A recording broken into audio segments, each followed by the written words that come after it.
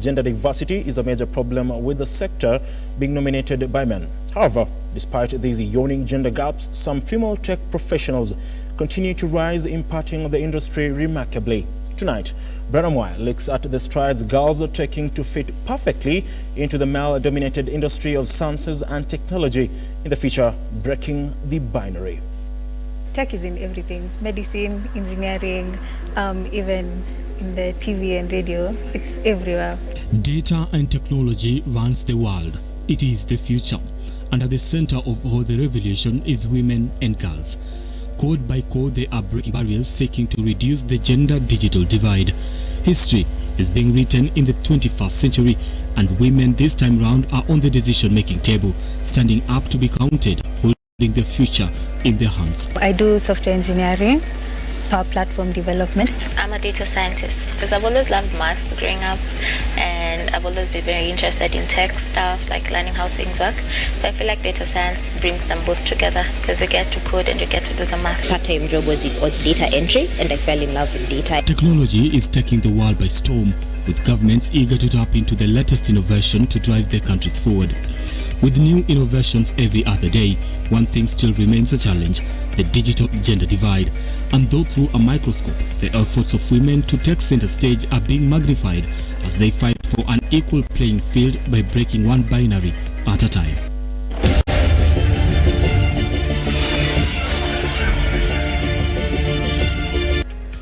Only 23% of sub-Saharan Africa's tech industry is composed of women. Less than 10% of female students pursue STEM-related fields. A 2021 study titled Kenya's Digital Economy, A People's Perspective, shows that only 35% of women are found to be able to use advanced digital services, despite the country being ranked among the leading lights in broadband connectivity in Africa. However, a new dawn is beckoning. Meet young minds who are defying stereotypes and shattering glass ceilings. These girls are the driving force behind a movement that is changing the narrative. From coding to data analysis, these girls are showing the world that they belong in the tech and sciences.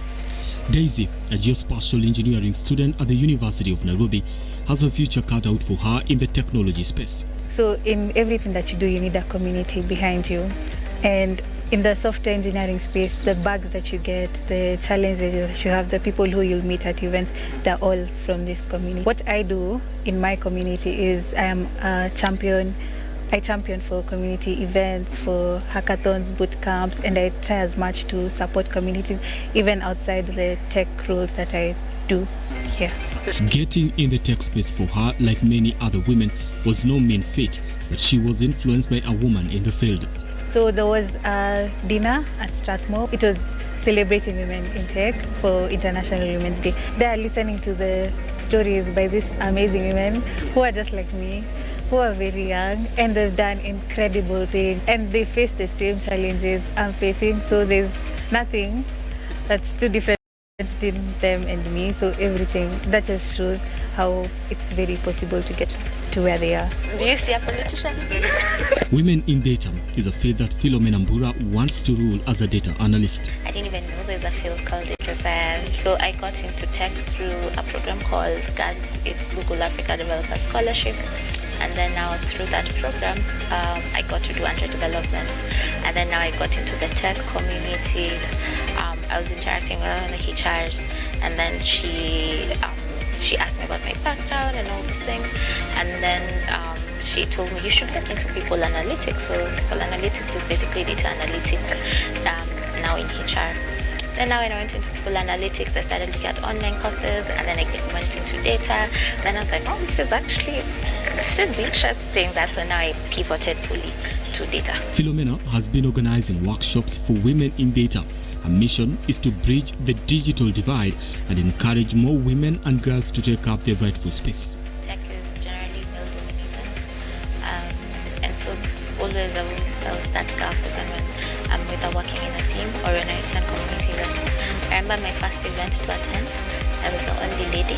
The other lady was one of the organizers, and it was a room full of men. So at that point, you're like, okay, maybe there is a problem here. So the more I attended events is when I saw like there is that gap.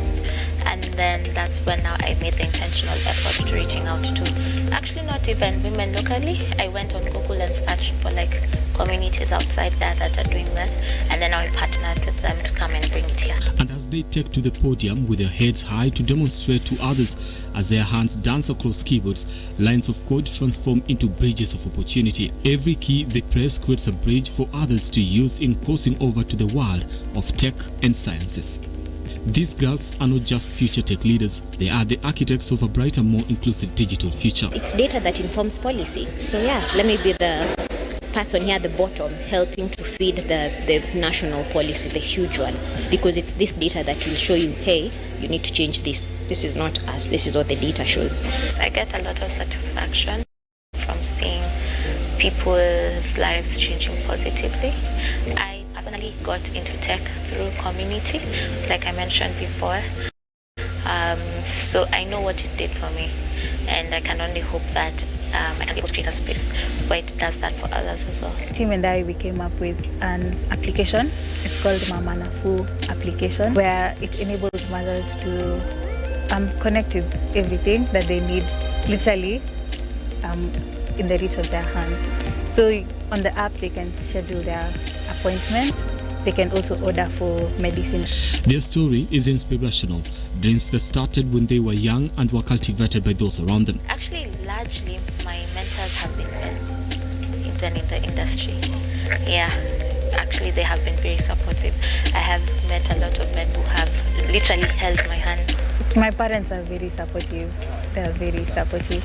I feel as much as they might not completely understand 100% what it is I'm doing, they don't completely understand, but they show support in every single way that they can. My mom, she's always praying for me. Before the events that I'm hosting, before I have a speaker session, she prays for me. The journey to get into the field has its fair share of challenges. There's number one, the bias that's already been there for quite a long time. I've experienced it at different capacities. Sometimes you meet somebody and they tell you maybe, oh, you're a woman and you're doing this. And you feel like it's a very backward thing, but imagine if that person is a recruiter somewhere or a boss somewhere and you're going into that interview as a woman. If they still have that mentality, then of course there's going to be that bias that comes with it. Generally, anyone, if you start a data career with someone you left school with, like right now, we're in the same trajectory, but 2 years down the line or 4 years down the line, you see my male counterparts earning more than me. In 2017, studies revealed that there were 21,400 professional women employed in the science and technical fields, with their male counterparts being more than double at 52,400 professionals. These numbers reveal a stark gender disparity, a digital divide that threatens to limit Kenya and Africa's potential in the global tech arena. I'm also trying to get more women into the tech space and into the communities that I'm in by actively going to a particular woman and like, this will be good. With each line of code and every hackathon and event they organize, these girls are proving that they are more than numbers.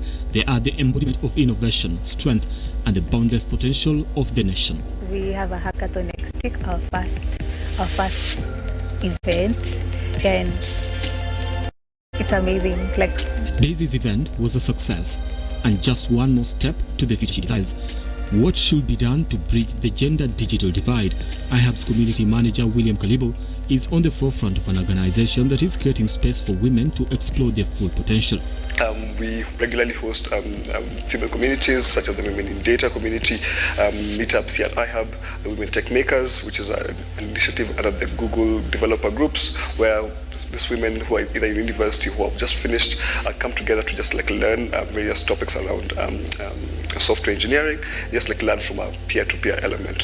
So equality and the other one, and equity, yes. So of course you need to recognize that there's specific challenges that come with being a woman, and companies and the people around should be able to address them such that you're never on the same level as your peer. Even me as a woman and another woman, we're not going to be on the same level, but different companies and the different societies that we're around should be able to bring that balance about such that we're able to perform at our highest capacity at work and even outside of work.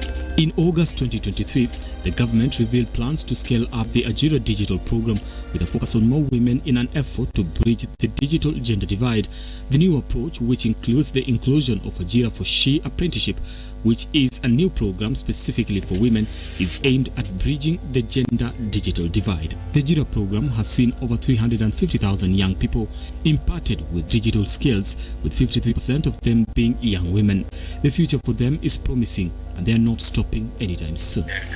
Would you look at it and say, wow, that is what drives me sometimes? Okay, it's 3 ladies, and then it's, have you watched Hidden Figures? Yes, those 3 ladies. I've watched that movie a million times. I even watched it this weekend, like I think like 2 days ago. So just when we were getting into Mashuja's period, and I was like, which movie can I watch? I watch Hidden Figures again.